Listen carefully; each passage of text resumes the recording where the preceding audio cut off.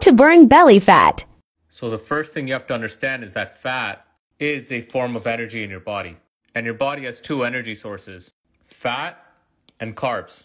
And your hormones dictate which energy source you'll use. So how do you end up with all this energy on your belly, but you can't burn it?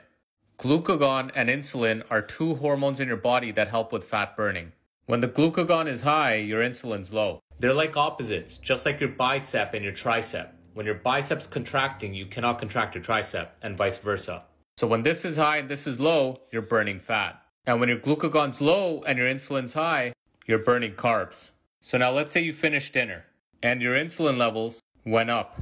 Now your glucagon levels went down, and remember what that means. You're now burning the carbs because you got to burn the dinner you just ate. However, every food has a different effect on your insulin and glucagon levels. For example, look at the effect of your insulin levels from carbs compared to protein and fat.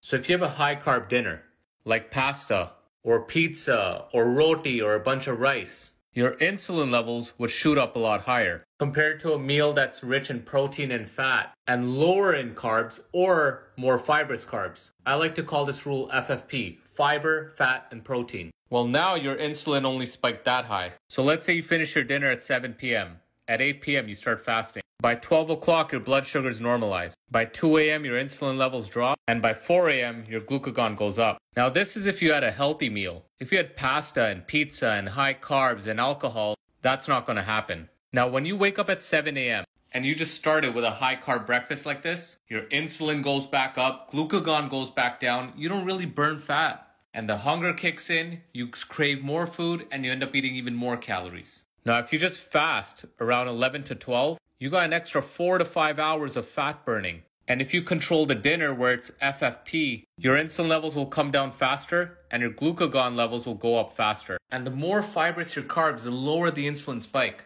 Now if you follow the FFP rule with every meal, well now you become a fat burning machine. You're not hungry, your cravings are gone, mentally you're not crashing, and you can do all of this without counting calories. And you could probably maintain a calorie deficit because you're not hungry. So here's some signs to see if your insulin levels are high. And look, here's some more signs. You end up getting hungrier. You crave more sugar. You have no focus, no ambition. You're always tired because your body's dependent on burning carbs for fuel. Hence, you're not burning the belly fat. And the food industry doesn't want you burning your own fat because they want to sell you more food. You follow this principle, I promise you'll become a fat burning machine.